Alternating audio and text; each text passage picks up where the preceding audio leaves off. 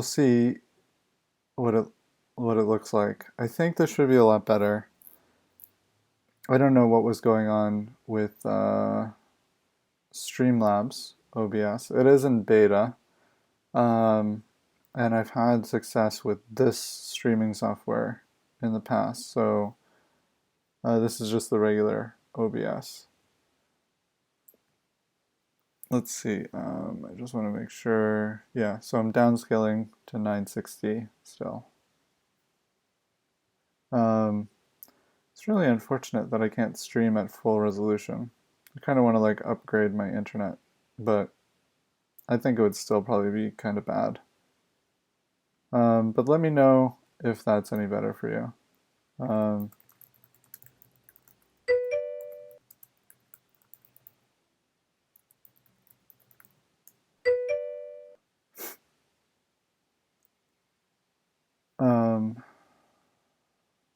okay. I think that should be better. It looks like I'm not dropping any frames now. Um, yeah, I think that should be good. Okay, so we have on progress. Yep, so we're getting this callback. We're going to get from 0 to 100. If we reach 100,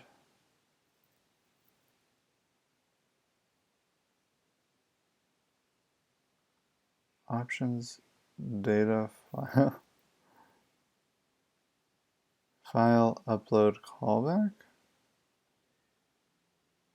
Oh, yep, that makes sense. So this is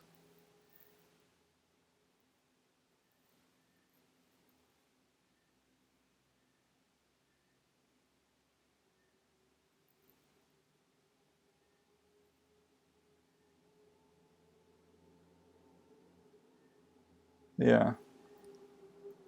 Um, okay, so this is coming from this is coming from the app. So if we go down to the app, we go down to assets. This is the user-facing, um, you know, info. Let's see if we're dropping any frames. Nope, no drop frames. So we should be good now. So we have this file upload callback. If we don't get success, or if we do have success, we're gonna show the percentage. We saw that in the console. Otherwise, we're gonna show error uploading file, and it's gonna be red. And we're going to set the file input to be not disabled when we reach 100%, and we're going to reset the value to an empty string so that we can upload again. And we're also going to do that down here. So I think what we might want to do is also say, just organize this a little better. So we're just going to say reset file input. And we're going to get an element, and we're just going to grab these two things.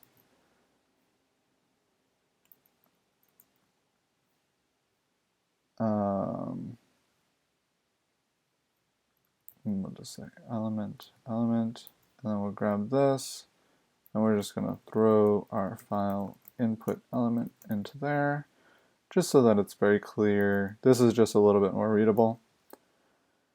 And awesome dude is gone. That's sad. Okay. Well, anyways, let's see. So we've got percentage equals 100, file upload. Okay, so now there is another little thing we need to do.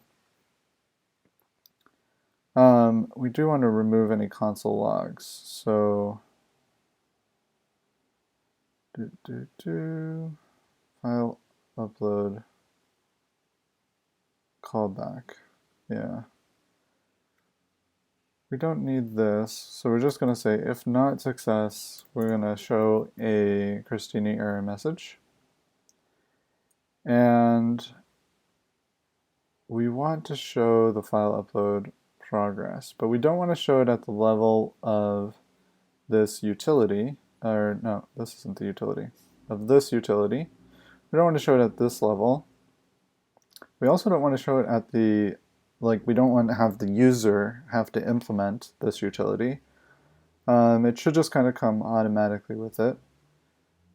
So I think it should be here. And we're going to have on progress. Okay. So there is a project that I already created called uploading notice component. So we're going to drag that in here, and we'll drag it above. And this has a few different parts to it. So this has a little bit of HTML for the uploading notice. And we have some CSS for the uploading notice. And we have some JavaScript. So let's add the HTML and CSS first. I think we might add this in editable, because I think this is kind of, this is getting hard to to justify. You know, the way I'm doing this, I'm just like writing this L as one giant string to the bottom of every page. But this is where Remake auto-generates HTML and also puts, some of the styles. So I think unless we want to do this, I guess we could, yeah. I mean, this kind of does belong in its own thing. So I guess we should put it in here, even though, unfortunately,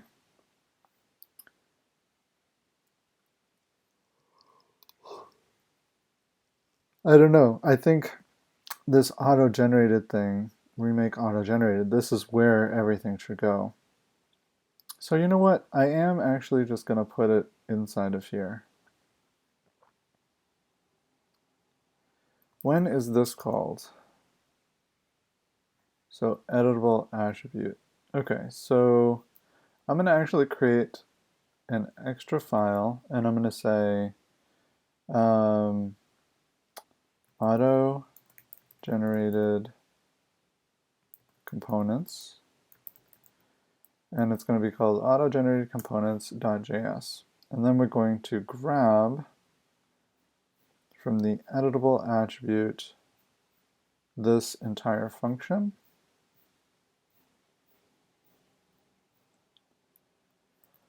And we're going to paste it here.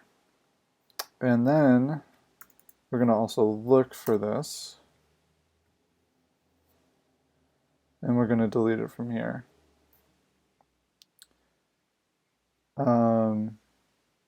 And this is called before editable attribute. So just to make sure that it's there when it loads, we're going to init auto generated components, and we're going to get this from here. Why did I name it like this? Why do I always name things like this? Because it's how I named the rest of the files, but when I'm being smarter, I think I name them with a dash. No, I guess I named them all camel case. What a weirdo. Okay, that's fine. So yeah, we'll just do camel case. So auto-generated components, init auto-generated components, and we're going to just call this I think before anything,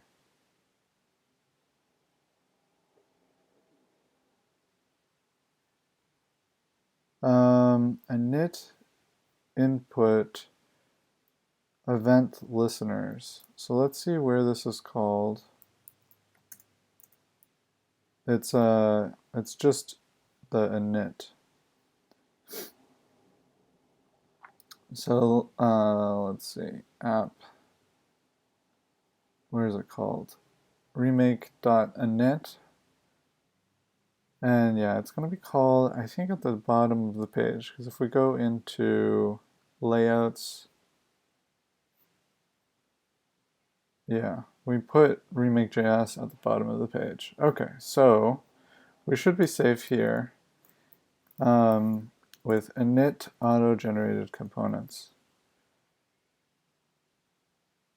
Okay, and then we just need to make sure that this is export default,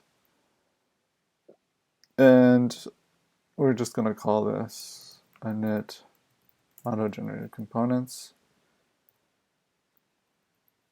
and refresh, and we should have it at the bottom. Okay, and if we, let's say, if we commented this out, hey Commander Root and Adonis Walker, if we just put an empty string here with a class hello, because why not? And we refresh the page, we're gonna get, oh man. Okay, good. So yeah, it built the project and now we're getting class hello. Okay, so that's perfect. It's working. Just wanted to make sure I wasn't going down a rabbit hole where it wasn't working. Okay, so now we want to add, let's see. This is going to be a little bit difficult to compose.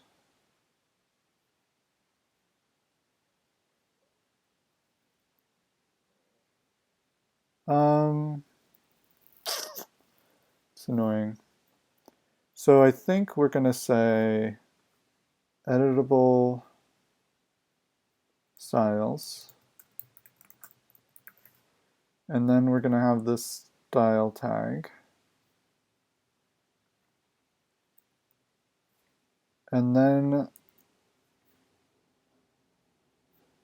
we're going to say let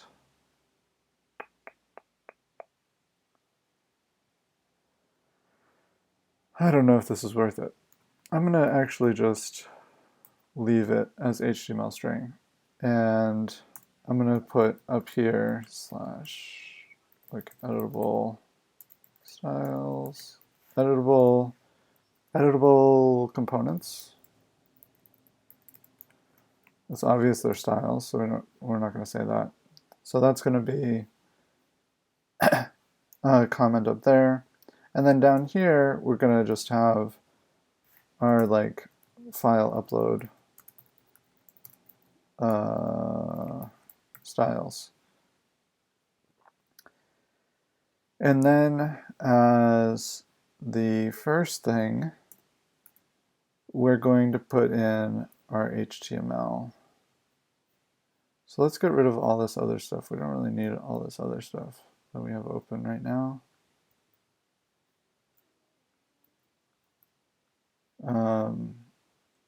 Here, what did I change? Okay, so I was going to do something on progress. Okay, so up at the top, we're going to grab this uploading notice, and we're just going to insert this into the HTML. So again, we're going to just put a comment, and we're going to say like editable components,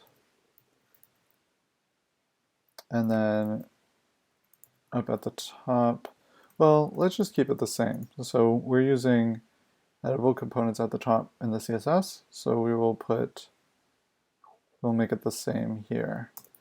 So we will say upload components. And why don't we just say that here too, upload components. Okay, cool. So now we can paste it in. We'll paste in our uploading notice, and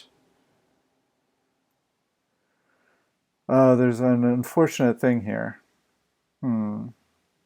So the unfortunate thing is that this remake auto-generated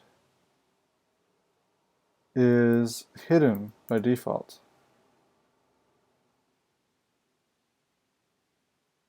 Yep.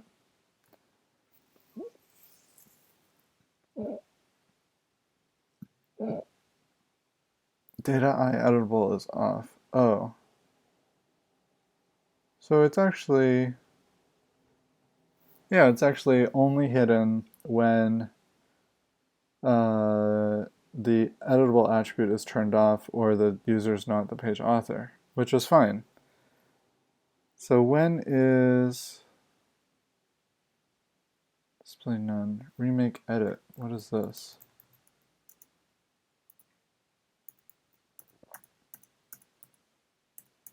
Come on, just give me the HTML. Where is this? Okay, so this is the form. So by default, the form is display none. Okay, so yeah, this will actually work. So this remake auto-generated is not hidden by default. I was wrong about that. So that's good. So we don't have a problem here. So this is only going to be able to be visible if the editable attributes are activated, but that's how it should be anyways, because you shouldn't be able to upload anything if you can't edit the page. Okay, so we've got this uploading notice being inserted into the page. We need to have it not display by default. So we have that here in our CSS. So we're going to grab this CSS, and we're going to also put this into here at the bottom where we made this place for it. Okay. Boom, boom. Right there. Okay. So now we've just got the complicated part left, which is the JavaScript. So, fake growing percentage.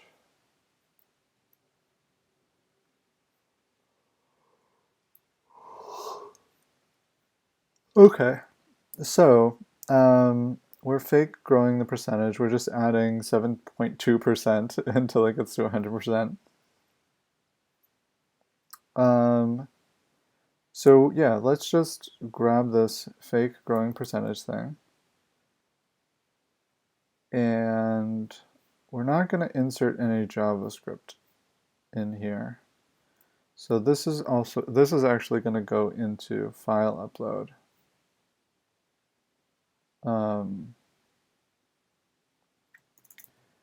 Okay, and we're going to say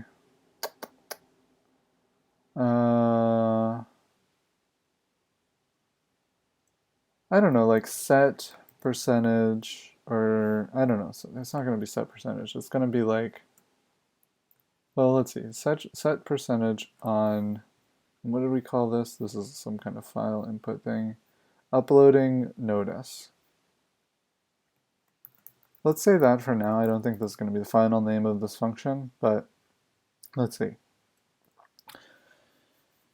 So percentage is going to equal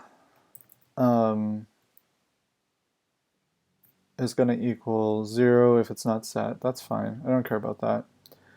If percentage is greater than 0, then we're going to say, oh, you're going to be visible. Uploading notice dash dash visible. That's fine too. If previous percentage is less than 100 and the current percentage, okay, so that's where this comes in. and the current percentage is more than 100, then the percentage is going to equal 100. Now this isn't a problem here because we're not faking the percentage. So we actually don't need this part. Yeah, so we don't need previous percentage. Okay, if percentage is greater than or equal to 100, let's just say equal to 100, then we're going to set a timeout. I'm fine with leaving the timeout there for now. And then we're going to remove the visible. So that'll actually give it time to like go from 0 to 100, and then we'll be able to see it for a second before it disappears.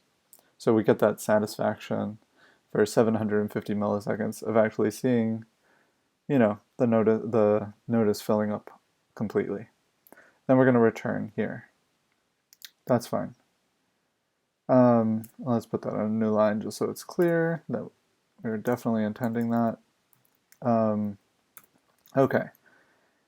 Then we've got progress complete element equals style transform scale x percentage. This is perfect. It's going to use scale x, so it's not. It's going to use hardware acceleration for this kind of animation, which I think is good. And percentage divided by 100. I think that is good.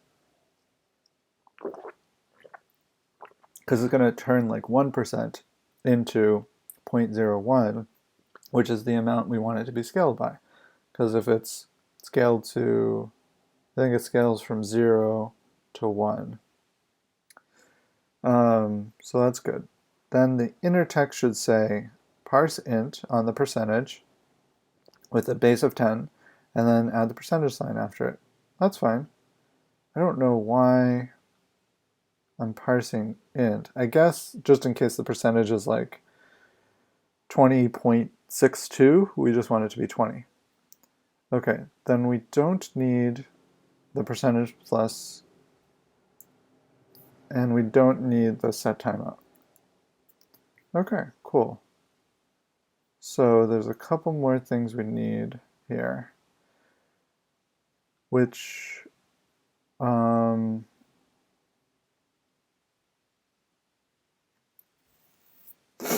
let's see. So we need the uploading notice and the progress complete and the progress status element. So these are all up here. And I believe we should be able to just get those right here.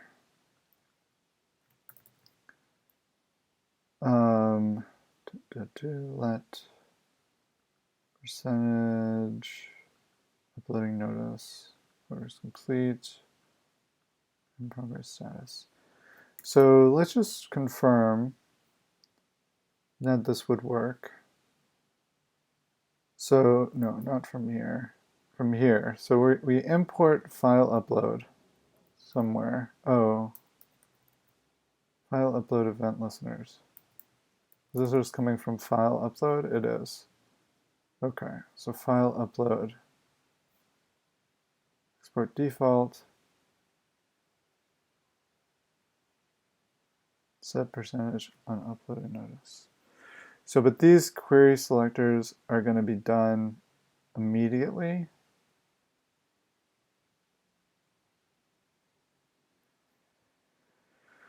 Let's see if that makes sense to happen here. Just creates elements, so it should come first. Okay, let's grab that, put it there. Just so we know that this is first for a reason. Okay, then we've got init down here.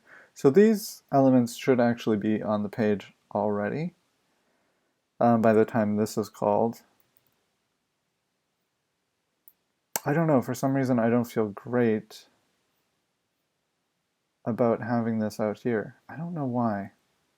Not from like a functionality standpoint. I think it's just because it just doesn't feel right. So we're just going to move it inside of the init. And then we're just going to say like uploading notice. Okay, cool. So You know why I think it is actually? I know why. It is from a functionality standpoint. So if we were to try to execute code um,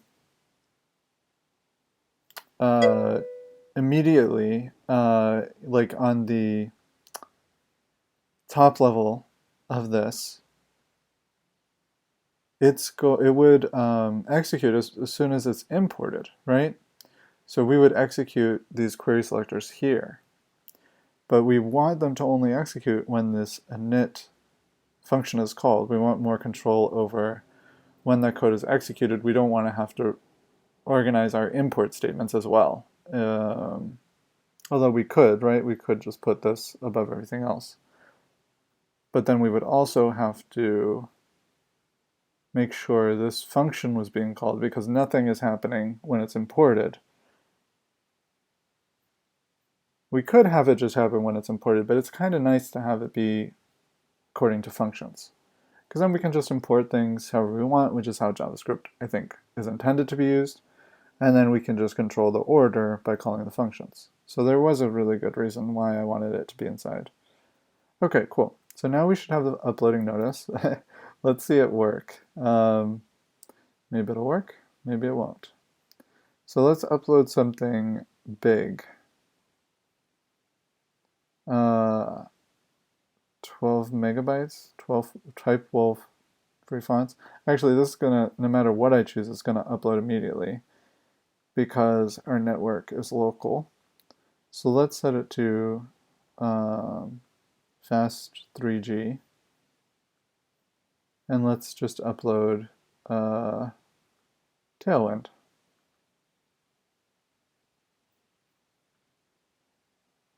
Huh. So I'm not getting that. Oh, you know what? I didn't even hook this up. So I need this.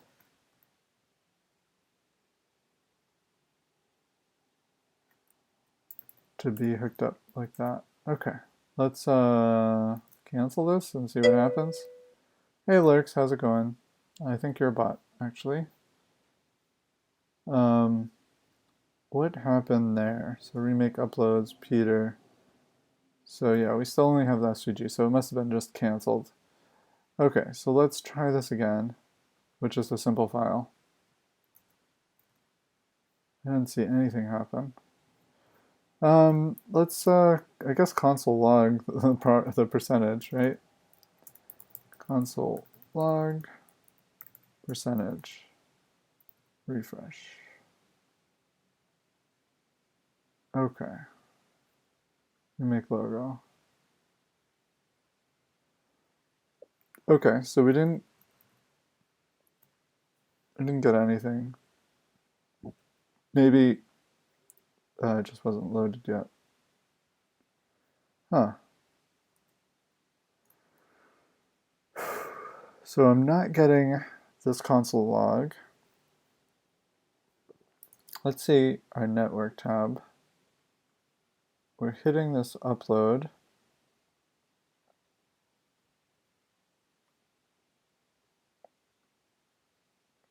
And we're getting success equals true.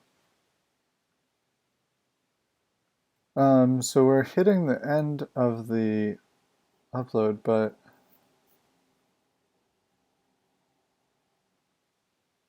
let's see. Are we inserting the uploading notice?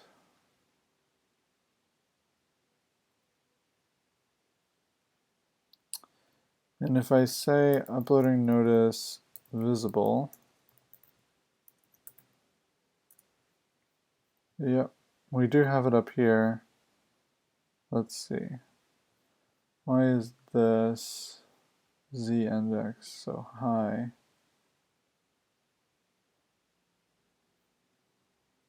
Display flex.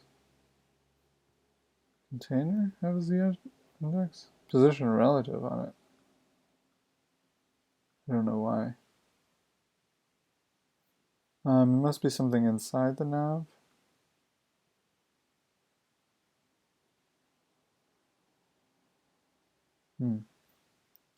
Uploading notice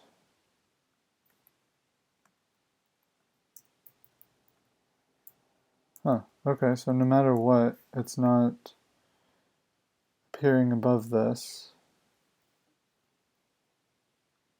I think it's because this is not set to position relative.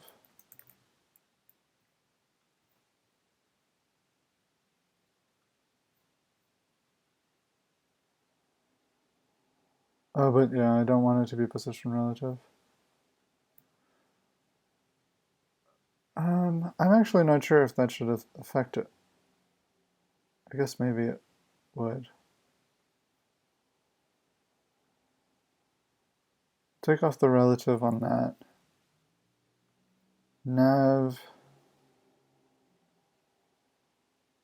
logo, nav user, nav button. Okay, so it's got to be something here that's making it appear above. Oh.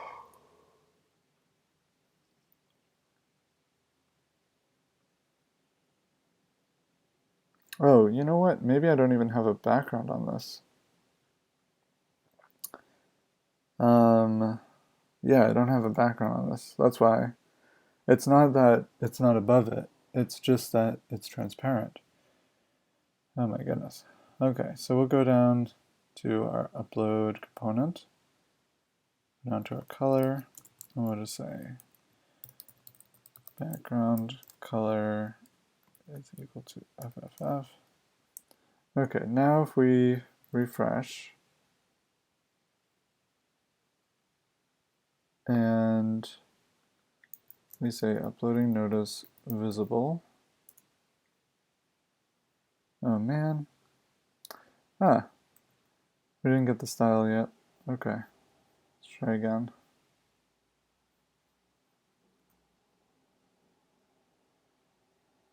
Background. So the background color is not coming in yet, even though I have it here.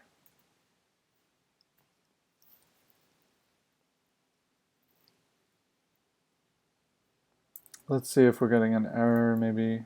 Oh, yep, we are. Percentage has already been declared in file upload. Okay. Percentage. Percentage. Oh, I think it's because of this.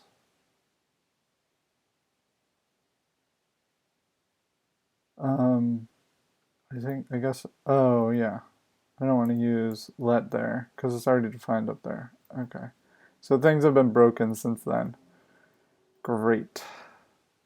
Great. Okay, so now we should be able to refresh. And let's just see our uploading notice being visible.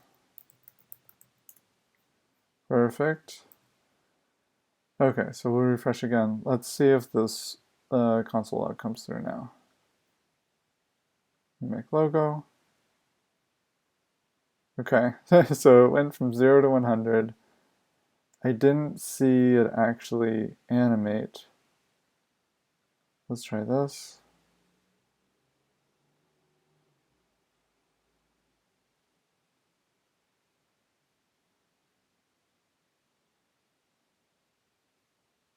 Okay, this looks nice. So this is, and it's disabling this, so I can't click on it. I should probably have like a cursor for this when an input's disabled. So I like this uploading notice, feels really good. It gets to 100, it gets to 99, great. Okay, so let's see what happened. Why doesn't it ever get to 100?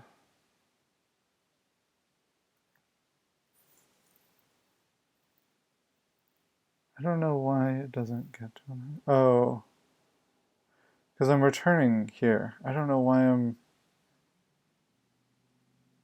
That's this. I can still set the inner text if it's 100. That's fine.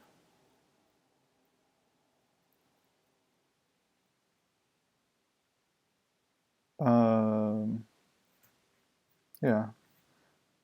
I don't know. It feels more right if these are up here. Okay. Cool. Okay, and that's why it wasn't working with the smaller file too. Hey, Helly W. So let's refresh, and we'll try uploading a smaller file. And now it should work. It should go from, yep, we actually see the 100. That's good. Now let's try with a bigger file. And let's change our network to regular 4G. Okay, nice. Nice, that feels good. Uploading 100, and then it goes away. I guess we should show some kind of success, but we can do that in the, so yeah, that was a huge success. Got most of the file uploading feature done. Yeah, let's delete that too. Okay, so let's go into assets. Actually, you know what I'm going to do? I'm going to actually commit this. Editable attribute. Okay. File upload. We want to get rid of this console log. Upload console log. Okay.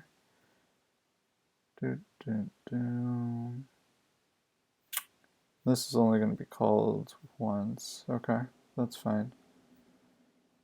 Auto generate. Okay. Upload path. Okay, awesome. So we're going to say file upload working with progress. Notice. Okay, awesome. So now we just want to show a notice when it's completed the upload. So success. So this is a problem. So I have file upload callback, and it's gonna be it's like it shows a success. It shows that it's successful even when it's in upload progress, which I think is not what I want. I think it should only be successful when it's completed the upload. So that I can do something like this. If res success, then we're going to show, you know, not type error, successfully uploaded file, or like maybe like file upload successful. Okay, and then we can do an else here.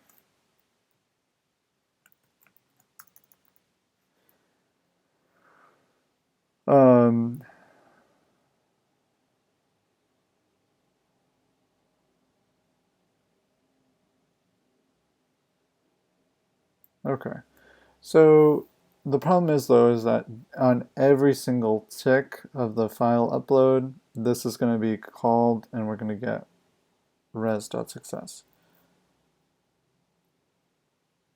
I actually wonder how often. No, whatever, I'm not going to worry about it. So in our file upload, we just want to say, actually, this does not count as success here. You get nothing on the success object here. Oh, but then it's going to be success false. So that's a problem. because this, so yeah, this is a difficult one.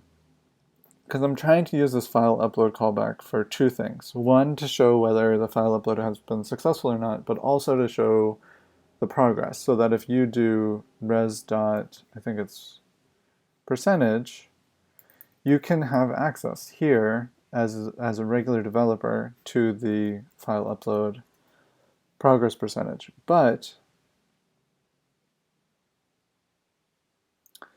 what we normally mean when we say success is that the whole operation has completed successfully, which is what I want it to mean here. But we don't want to show an error here.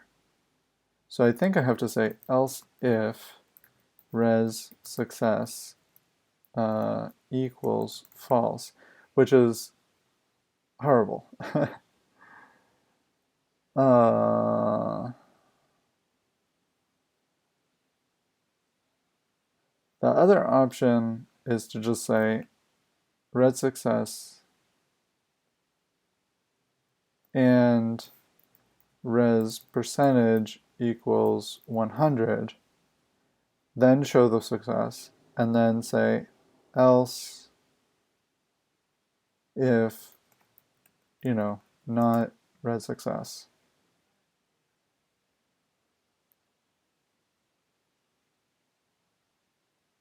I don't like that as much.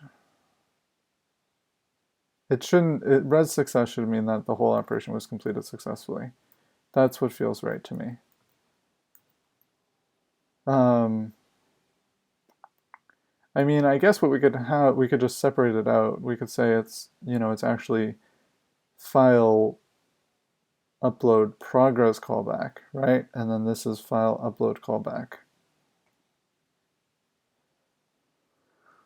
I like that instead. So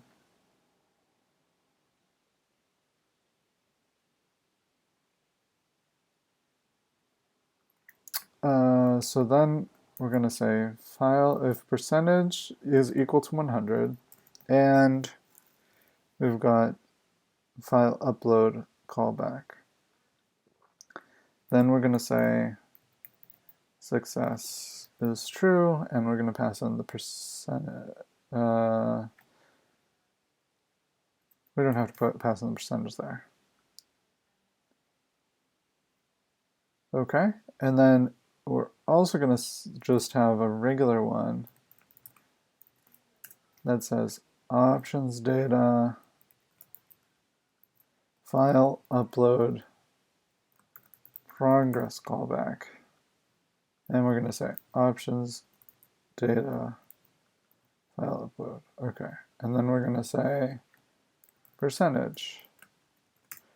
And that's not going to have a success because I don't really know what that means if it's, it's in progress. So it's not successful and it's not successful. So we'll just say percentage here. And now we need to so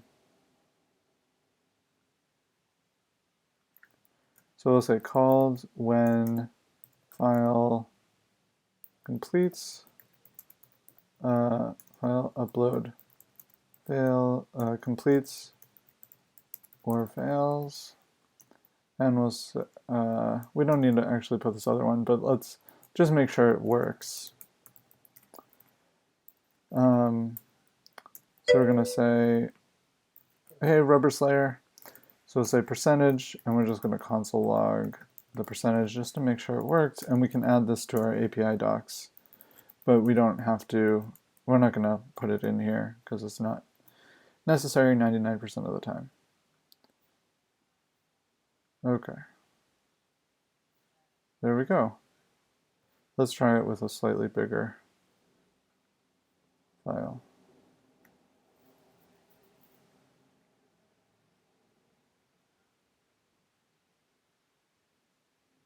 There we go, file upload successful. That's great. Okay, so that should cover it.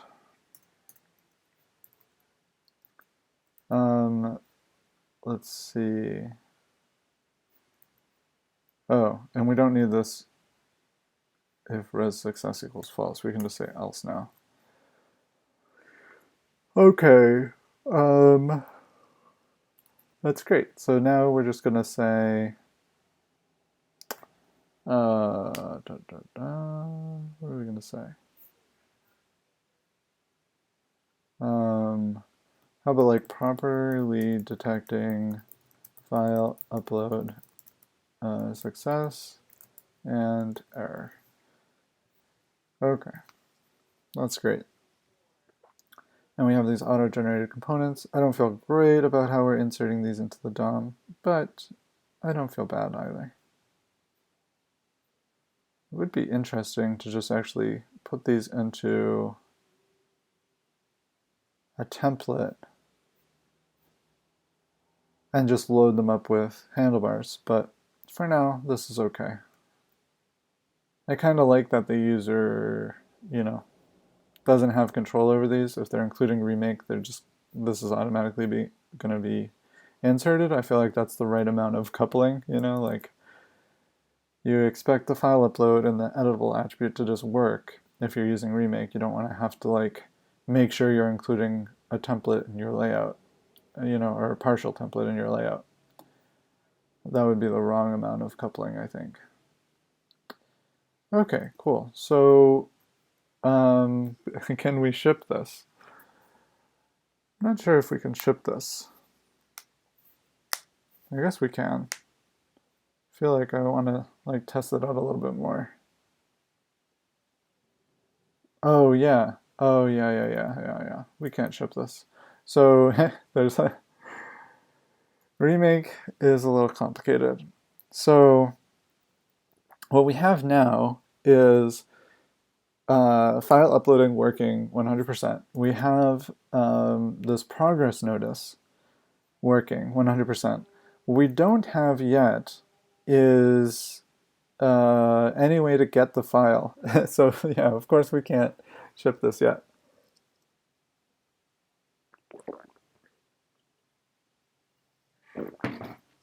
So yeah, we don't have any way to get the file after we've uploaded it through Remake. You could just look in the upload directory, but that's not great. So we need to make this work like a regular Remake attribute.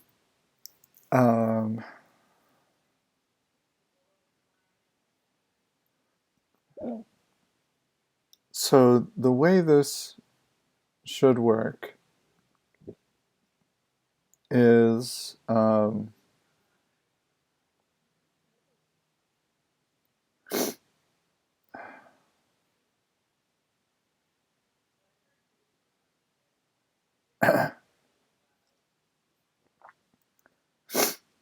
sorry. I'm just trying to like refresh my mind about like what exactly needs to happen.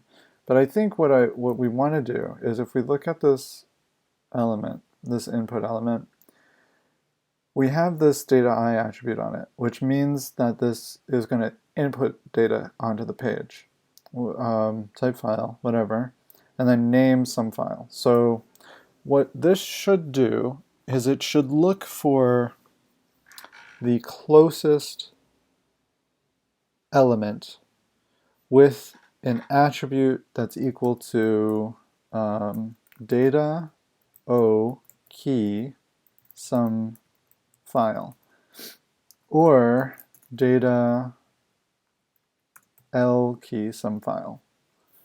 And then it should insert the URL of the Hey Pirate Paprika, that's a great name. And then it should insert the URL or the path to the file into one of these.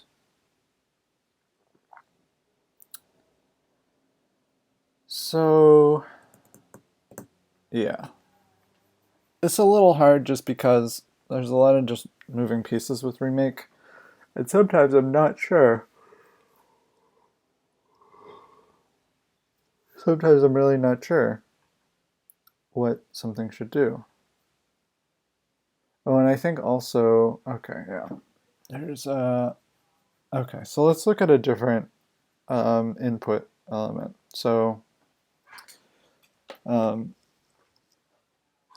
let's see, input element event listener. So this is for like input type text or text area. And what we do is we get the camel case key name of the name attribute. Then we convert it to dash case. Then we add the data dash O.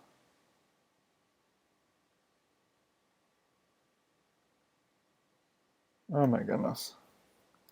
So I think we're only working with data dash O, the data dash O key name here, not the data L. So I might even have a mistake in the code, I think. Then we're going to get the value, and we're going to set the attribute. Yeah, this is fucking horrible.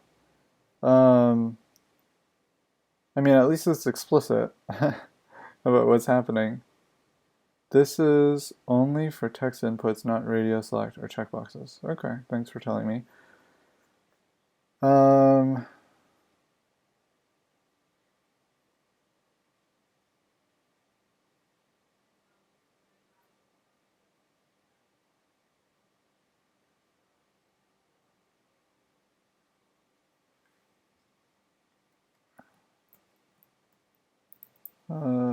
We'll just say probably debounce.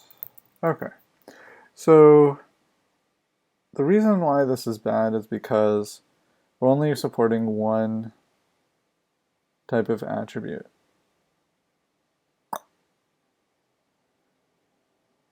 Yeah. That's bad.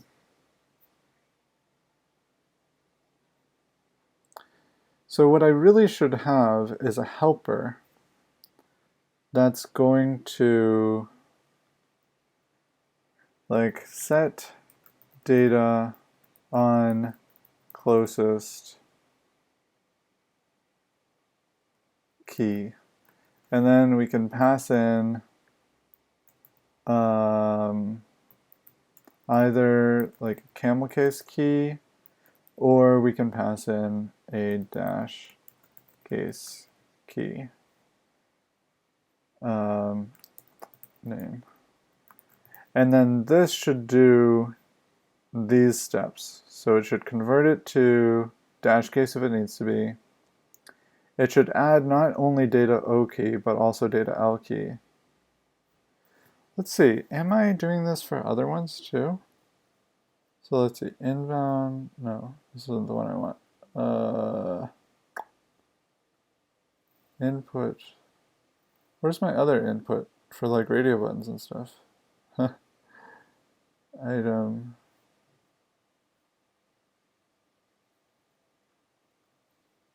There we go. Okay, so data I value, set value. So I do have one.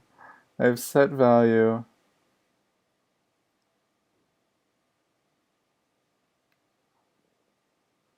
What the fuck? Okay, so my framework might be broken. Let's see. So key name, we're going to get the key name from data I key. That's fine. Then we get the attribute value from the data I value. That's fine. But let's see how it works for radio buttons. So for radio buttons, because this is closer to how we want it to work for file input, we get the key name from the name. That's right. That's right. And then we get the attribute value from the value of the current target. That's fine. And then we set the value. So if set value works by finding the closest element with that camel case key name, then that's exactly what I want. So let's see where set value is. Okay, it's just at the bottom of this. Perfect. So we get dash case key name. We only get the data O attribute. Toggle.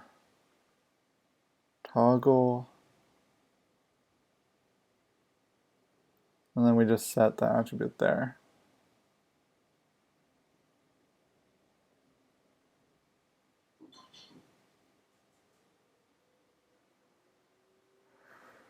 Okay. Well, at least we're getting the closest one, right? But yeah, we're not getting it. We're not getting the data L. And I think this is because I was thinking about getting rid of data L attributes back then, the location attributes. That's unfortunate though. That's really unfortunate. But at least we have a starting point, right? So,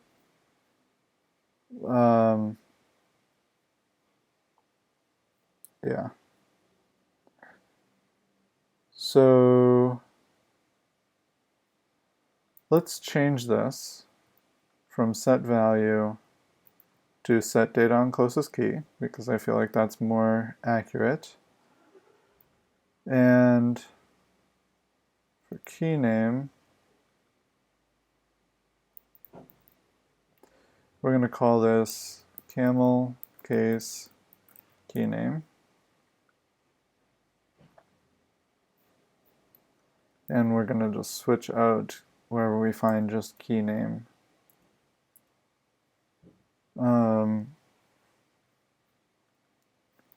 With camel case key name,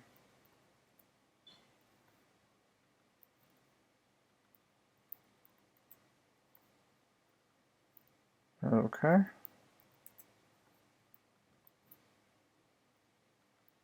This is a lot of low-level work, but it'll be worth it because the framework just isn't working as it was intended right now, and you know people might be running into trouble with that. So that's really unfortunate.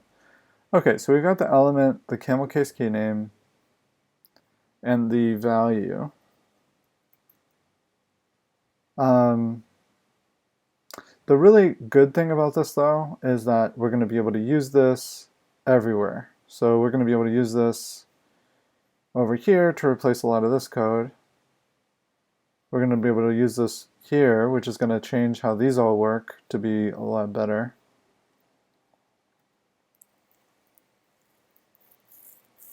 And we're going to be able to use it for our new file upload. So, okay, first we're going to get the dash case, then we're going to get the attribute name. Okay, so for this we need to just form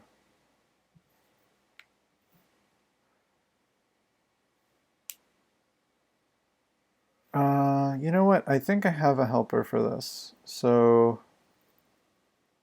I think in output.js, get data,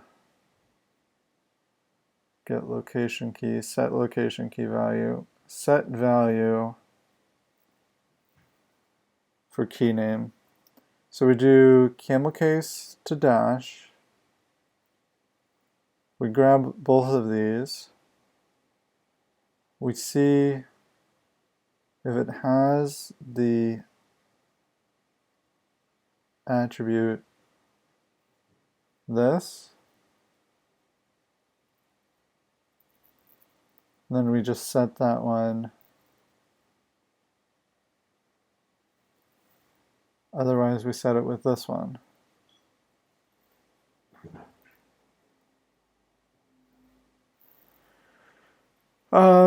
Okay, so we could put this in here.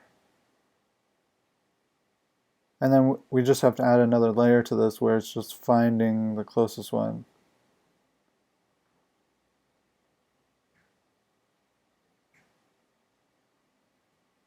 This is not calling watch functions on this though. Set value for key name. I wonder if we have this here. We don't. Whew, yay, yay. It's getting complicated. I feel like, you know, like I should have like utilities, like high level utilities somewhere.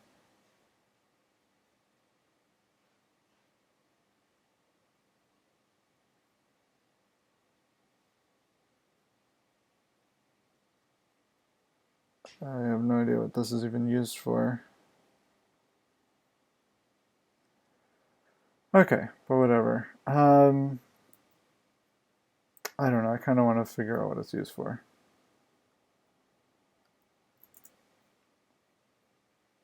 I wish it didn't search the cache. Okay, let's see. So, okay, used for, okay, so this is used for remove and hide editable, used for the remove slash hide editable component. That's fine. That just gives me a little bit more clarity. Okay, so set value for key name. So the problem with this is that it's not acting exactly how it should be. There should only be one. It should either be data O key or data L key with that name. If you're setting both, it's bullshit. So I'm gonna just delete that because the code is clear enough, I think. Okay. So yeah, so we just need to find the closest one first, and then we can call this set value for key name. And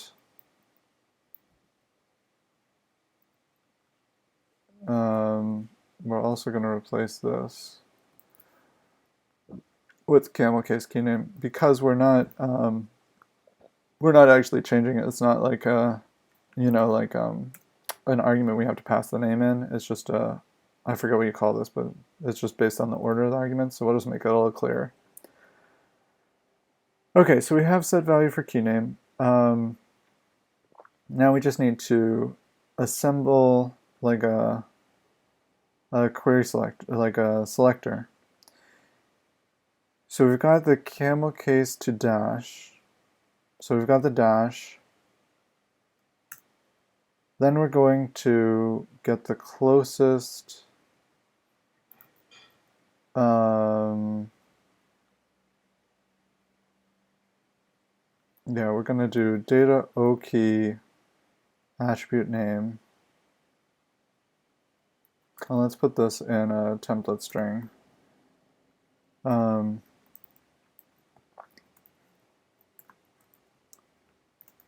So this is going to be like data O key, you know, some dash file, right?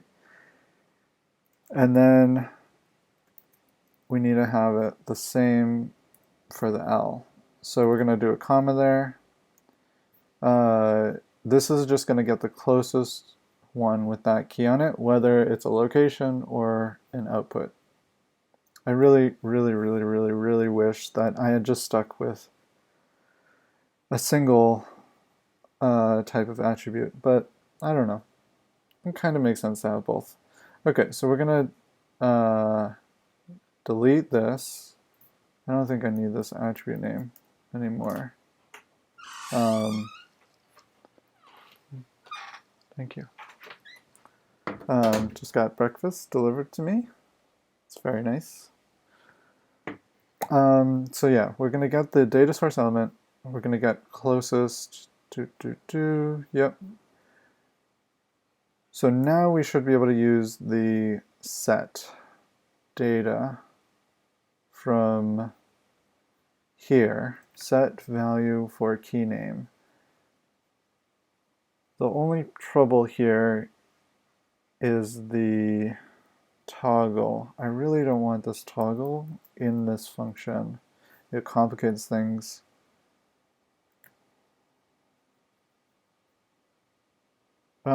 Maybe I could have um, a like a sister function that gets the current value for a key name. So let's do get data on closest key. We're going to say element. Let's just pass in the same thing as here.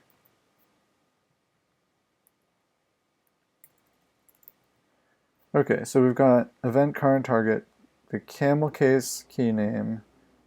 We don't need this attribute value, and we don't need toggle value. And then we're going to say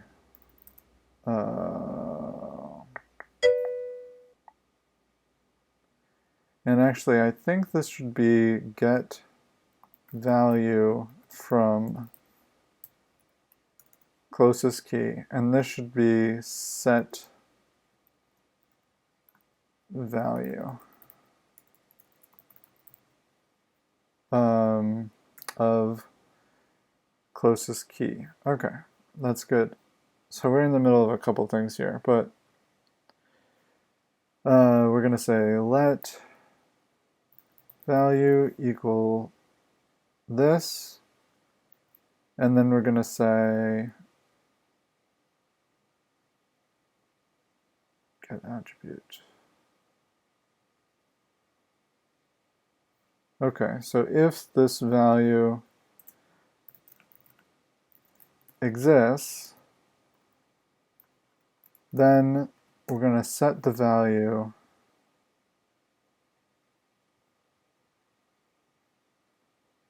to an empty string, and alternatively, we're going to set it to true.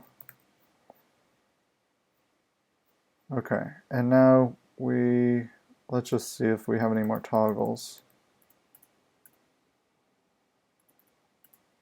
We do not, so we can get rid of this.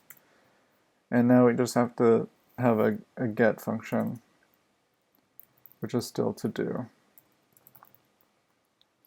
Get, oh no, I hate how it doesn't autocomplete if I don't. If it's not like an already completed function. Okay, so we're going to pass that in, and we're going to have element and camel case key name. Okay. Cool.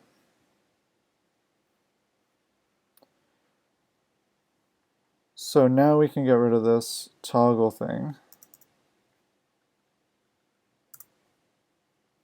Okay. We'll just say set value. And parse node, we need to get the set value for key name off of here. So on parse node, we want it, it's going to be in output.js. And we're exporting it, I believe. Okay, we are. So, yeah, let's just grab this from here. Set value for key name from output.js. And so we're just going to call this here. We've got the element, the camel case key name, and the value. We're not going to worry about, like, you know, making this a better API by making it like an object. That's fine for now. We've got the data source element we're going to pass in. The camel case key name, that's the same. And the value, where's the value coming from? Attribute value. Oh, okay, there we go. Perfect.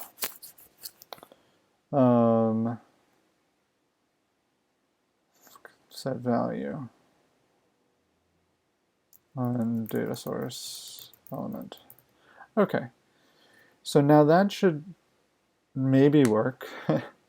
So I mean, it seems like it would work, right? We're getting the dash case. We're forming the query selector out of the dash case to get the closest one. And then we're just using this general set value for key name.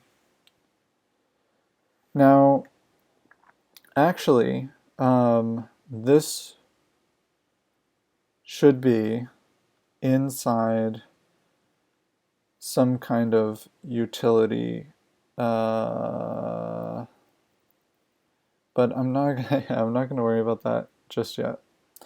Let's worry about this get value from closest key. So let's see if I have any get location key value, get data from location key, get data from node. Okay, so I have one that gets all the data from a node,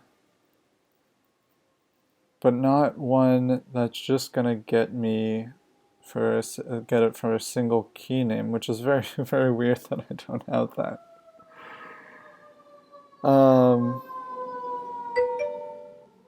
Hey Drachlin, good morning. How's your day going?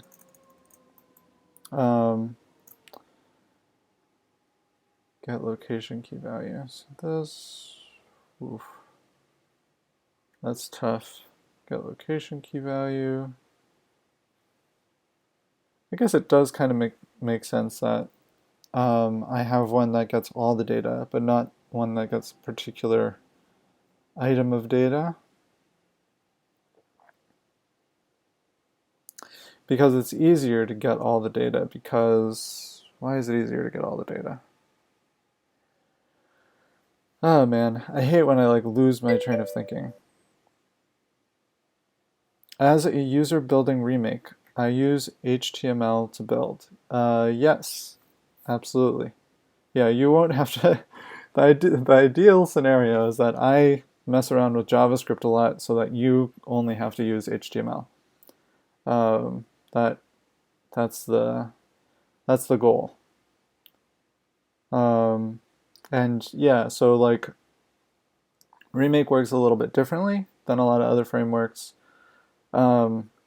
especially front-end frameworks, because Remake's going to take care of everything for you. Like if you're using a front-end framework, you're not going to get like data saving built in, you're not going to get like persistent storage or user accounts or file uploading or anything like that. And Remake just like shortcuts everything so that you're going to be able to just have the data on your front end match the data on your back end, and you're not going to have to worry about the back end. So all the data is stored in the HTML, and it's pretty flexible the way that you can, organize things and save things. But yeah, I have to like come up with like a simple guide about like the concepts that Remake uses, behind the hood. But if you look at the homepage of Remake and you go through the tour, I don't know if you've seen the like it says like Explorer code. Oh, nice. Okay. I'm like explaining this to you like you don't know anything, but you're building your own framework.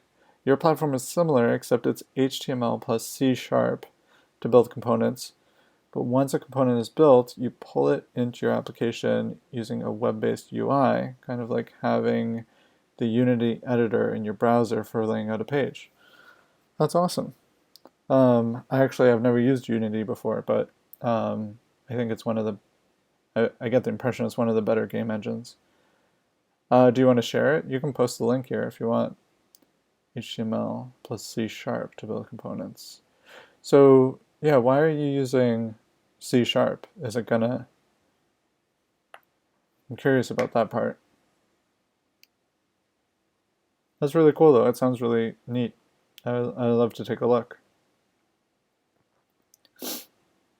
Okay, so element dash case key name plus the location string.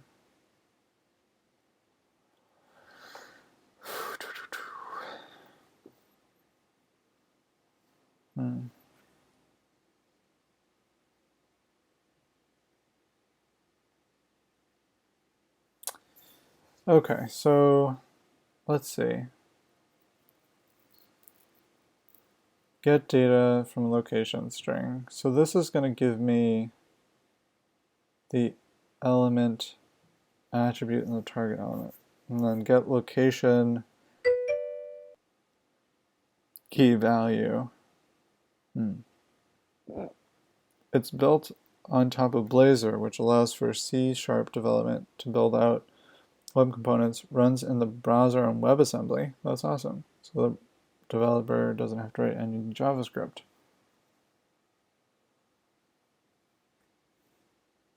That's really cool. That sounds really neat. Who's like your ideal audience? Is it like a low code solution, or or is it more of a no code solution? Get location key value. So here we have the element, the dash case key name, and the location string.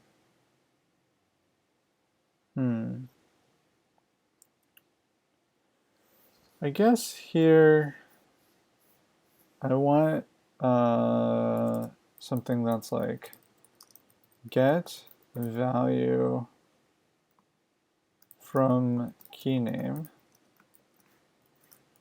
and I want element and camel case key name.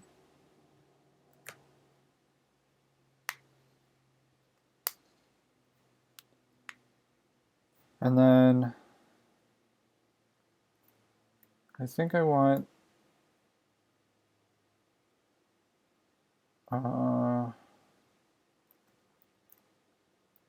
this. I think I want exactly the same as this. And then if we have the output one, we're just going to get this. And then the location string is going to be get attribute, location attribute. Do I have a get location key value? I do. Element, dash case key name, and location string. Okay, element. Sorry, I'm going to respond to you in 1 second. Get element, dash case key name, and location string. So this should be all that's required. And now I should be able to, up here, get value from key name.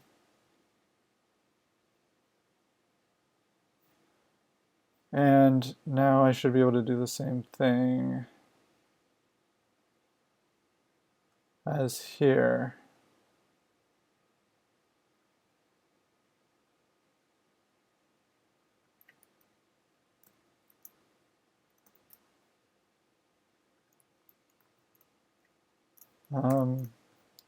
Okay, so sorry, I will respond to you.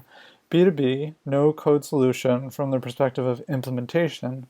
Ideally, the vertical will be pre-built and you're just assembling existing components on a page. Ooh, that's really powerful. That's really interesting. For example, arranging a form for data entry, but extending the platform with custom components is available for developers.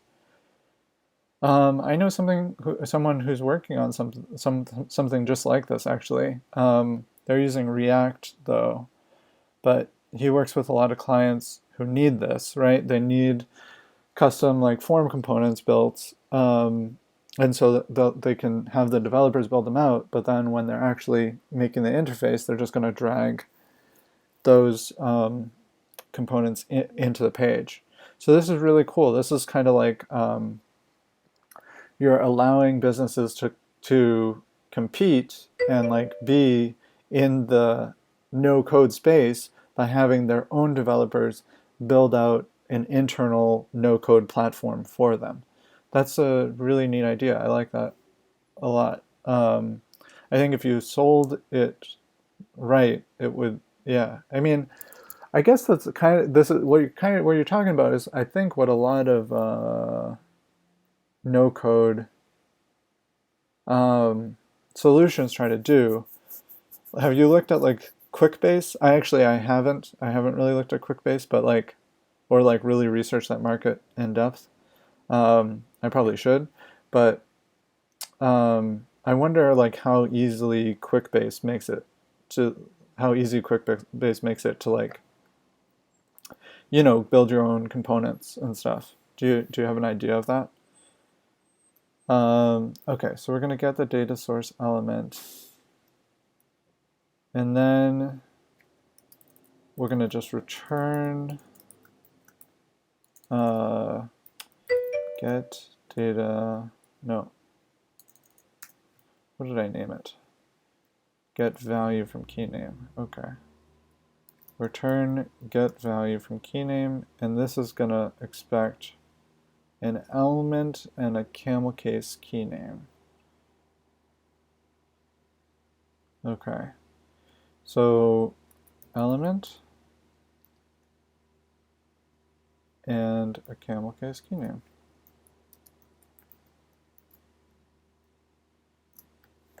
You haven't seen QuickBase, we'll have to check it out.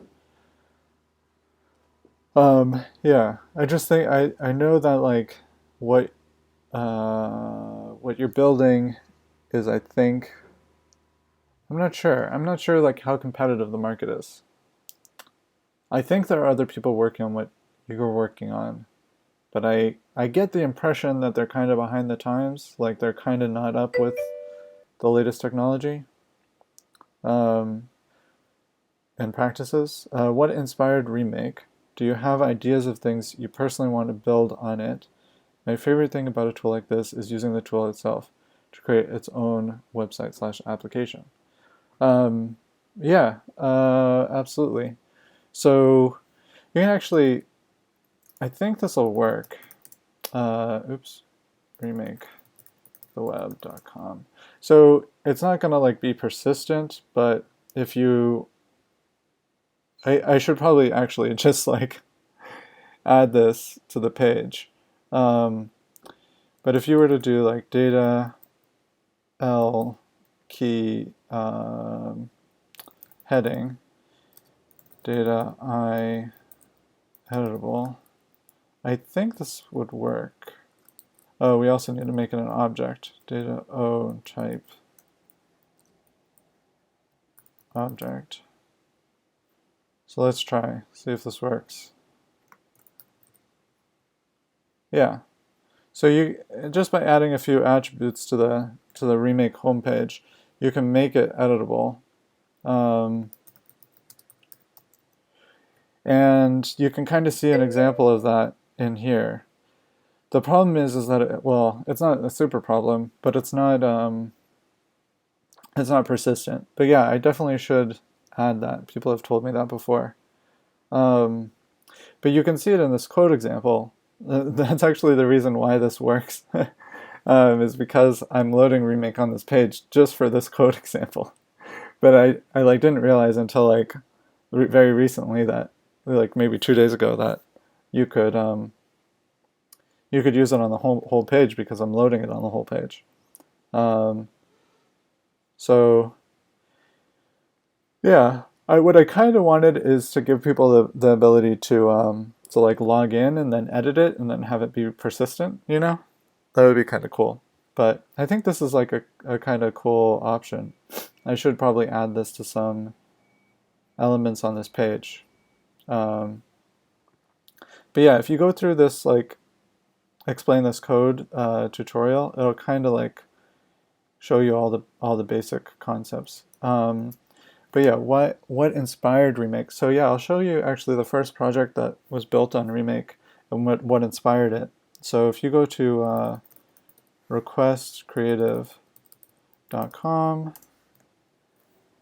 you'll get to oh man, I gotta open this in an incognito because I was already logged into that one. So yeah, so this is like you create a storefront for your services, and and you can like edit different bundles on this page. So like I could say like my or like copywriting services. And then you could upload an image here. So you replace this image with, I don't know, I don't want to use any like weird, here maybe, no. I don't know if an SVG will work here. Let's try it. Uploading.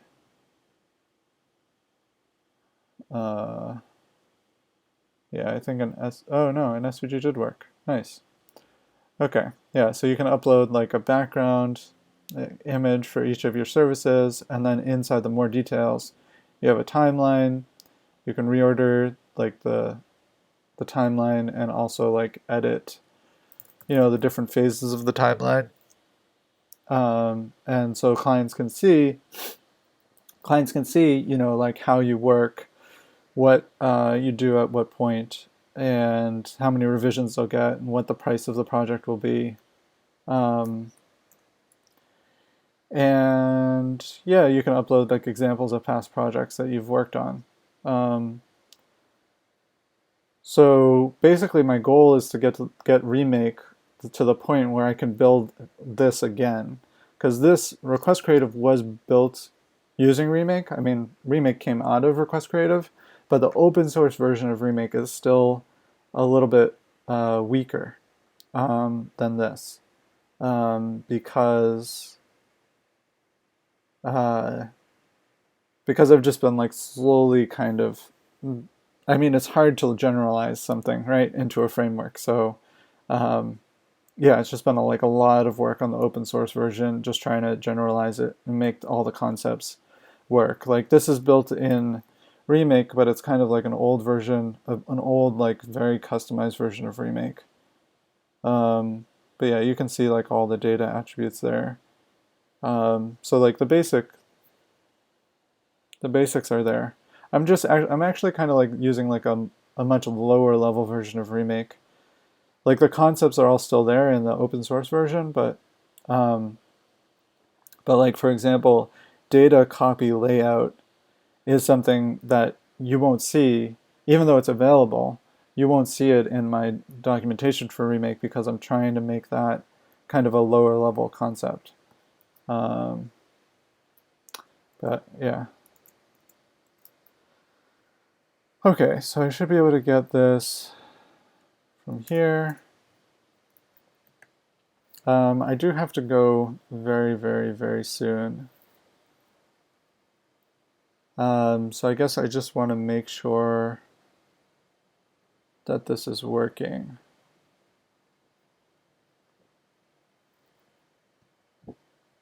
So let's try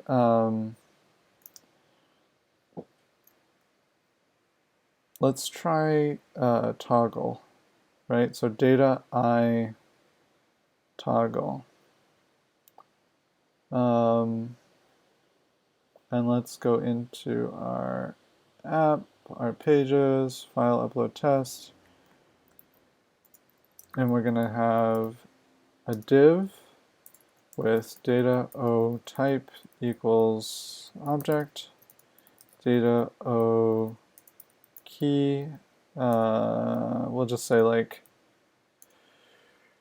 I don't know, dark mode, I guess. And we'll have dark mode set to true.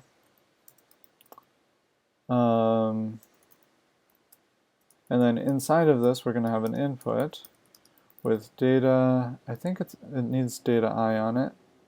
I'm not sure, actually. I guess it's just data I toggle. Okay, that's fine. Data I toggle. And then we're going to have the camel case key name in here. So dark mode. And then we're going to end the div. Okay, now if we refresh, oh, no, we want this to, yeah, let's not make this an input. Let's make this a button. Okay. Toggle dark mode. Okay. So now if we click this, attribute name is not defined. Perfect. Okay. We got an error. That's the second best thing that could have happened. It could have just worked, but this is definitely progress.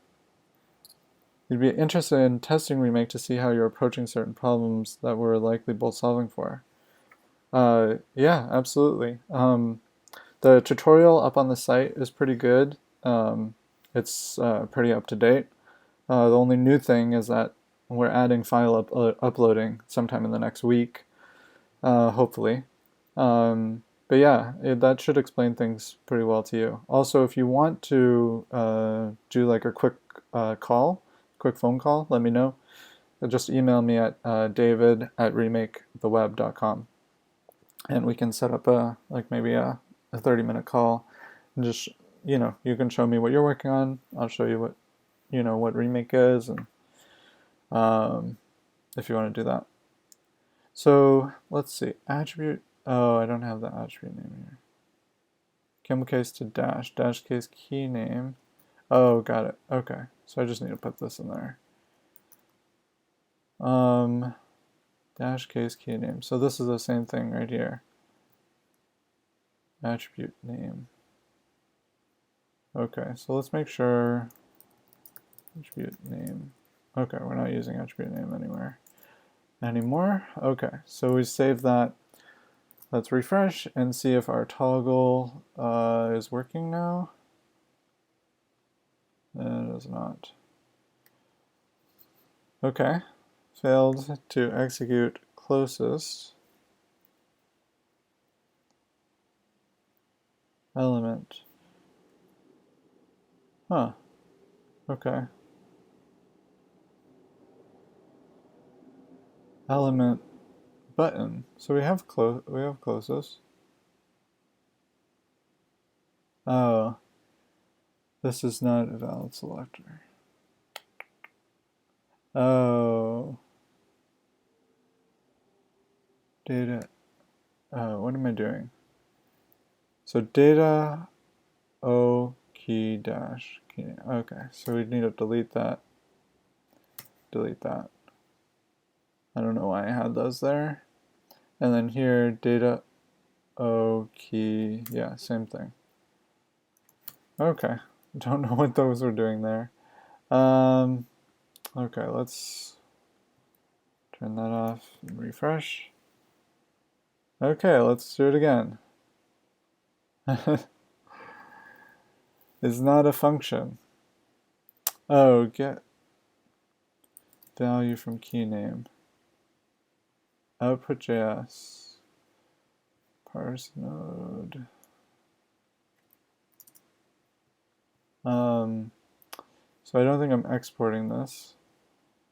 Get value from key name. We do have set value from key name, but not get value from key name. And then I'm not exporting it from here. So we need to export it. Okay. Okay, and that should finally maybe have gotten us to a win. Let's see. Nope, not yet. Oh man, and no error. That's the worst. Okay, so now we need to resort to console logs.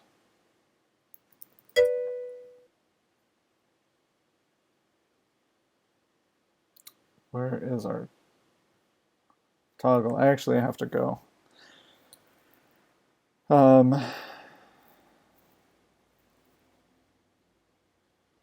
But let's just console log real quick.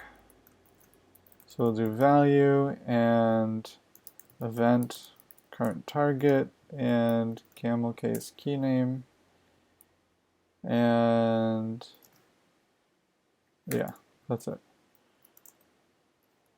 Okay, so let's refresh,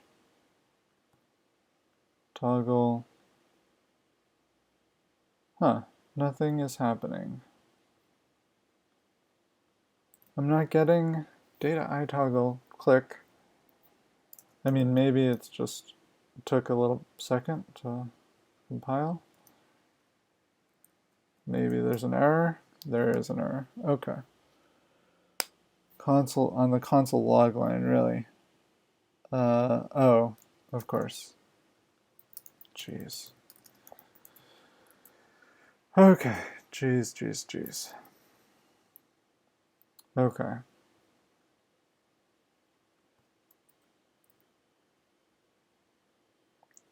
Value undefined. That's expected. Is it expected? It is expected, right?